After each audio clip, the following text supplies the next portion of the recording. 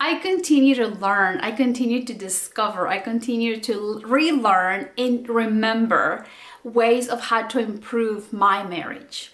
We all have the tendency, to bring that psychology from our parents' home because that's how, we grew up in an environment.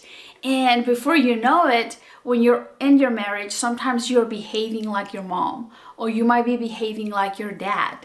And what if that psychology is not serving our significant other? What if that behavior, that psychology is not serving our marriage? So we have to be aware. I mean, have you ever felt like you're behaving like your mom or you're behaving like your dad? And you're like, oh my goodness, it's like, that's what my mom used to do, or that's what my mom used to say. So there's times that we do bring that psychology, and the reason why is because we grew up, in that environment. So we have to analyze and see if that psychology is improving our marriage or if it's damaging our marriage. We all have the need within our DNA, within our cells, to want to feel loved. We have that hunger, that thirst, to receive the love so that we feel like we belong, that we feel like we matter, that we're connected. But we're so funny, we're so unique that we all like to receive love in different ways. So we have to be clever enough to learn, how we like to receive love and how our significant other and our children and our coworkers and our friends like to receive love. And sometimes when our tank of love gets low, then usually a relationship, the connection in that relationship goes down as well. So through a book that I read by Dr. Gary Chapmen, he talks about 5 love languages, and he talks about a love tank. Whenever our love tank is full, then more likely to give love. We're more likely to be happy and feel like we're connected and feel like we belong.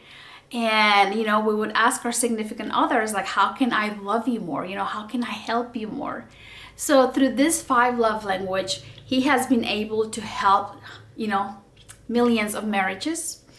And he says that you don't have to bring your partner along. I mean, it's easier if both of you work together, but he has been able to help marriages where it's like only the wife or only the husband were working on his 5 love languages, trying to figure out how to improve their marriage. So the first love language is words of affirmation. And there's people that love to hear, hey, I love you. Hey, I appreciate you. Hey, you look good today. That makes them feel loved. So through words of affirmation, you can fill a love tank for your significant other, for a family member, for our children. It's like, let's be aware of what love language our children, our significant other, our close friends enjoy. So the first one, like I said, is words of affirmation, just making them feel love through language. You are magnificent. Hey, you are amazing. I love what you cooked tonight. It's like, how do you do it? So through language, you can fill their love tank. The second love language is quality of time. There is people that love to feel unique through that time. Like if you give them your full attention on a date night, it's like they feel love because they feel your attention. Quality of time is like you do eye contact, you listen, you make that person feel like you care for them. So quality of time is the second love language. The third one is receiving gifts, and the reason why is because a gift could be a symbol. And sometimes we attach emotions to symbols. And, like whenever that person looks at the gift, it's like, oh, wow, he thought of me.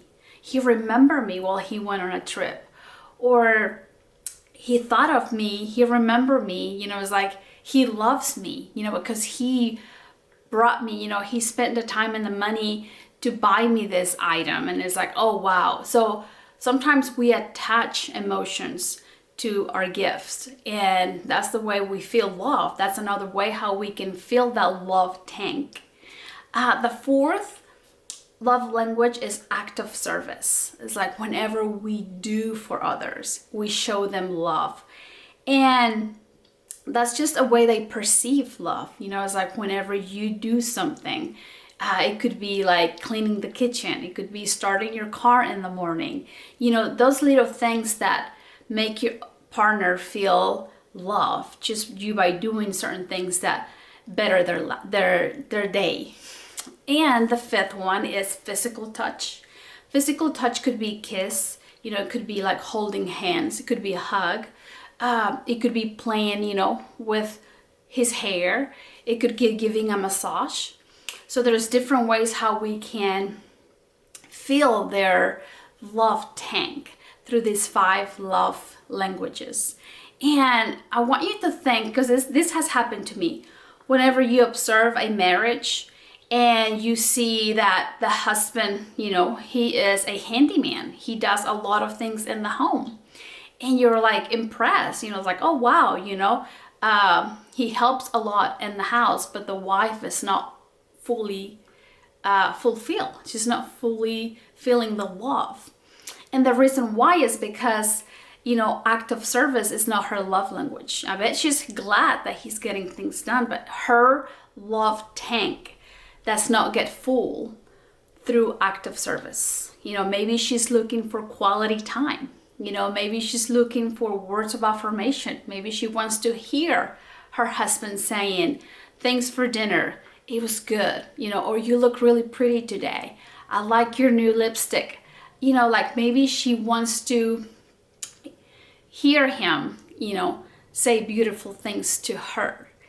And sometimes we see a marriage that he might be very, very vocal. Maybe he might always be bragging on her, telling her how good she's doing her job as a mom or as a wife or professional life, but she still does not feel fulfilled. Here goes again. The reason why is because her love tank does not get full by words of affirmation. Maybe her love tank gets full by quality of time, like looking her in, at her eyes and expressing appreciation. Or it could be just like listening. Or it could be just like she wants to feel like he cares, and the only way she's going to feel the love is by spending quality of time together. So you can kind of analyze and see how there's couples out there that they might not have reached their full potential, and it's because they're not speaking the right love language. So I hope this information is beneficial for your marriage, for your family, for your co-workers. It's so important for us to understand the love language of those that we have around. I hope this information brightens your future. If you like it, please click like, subscribe. If you have any comments, please let me know. If you want me to read a book that you're thinking of, write it down. Maybe I want to read it too, but I just haven't got to it, and you will motivate me to read it. Take care and blessings to you all.